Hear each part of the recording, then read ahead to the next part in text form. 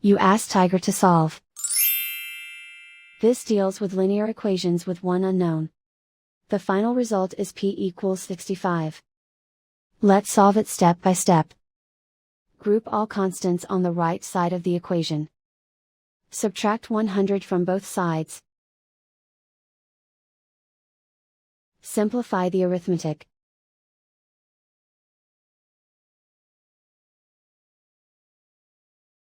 Isolate the p. Divide both sides by 4. Simplify the fraction. Find the greatest common factor of the numerator and denominator. Factor out and cancel the greatest common factor. And so the final result is p equals 65.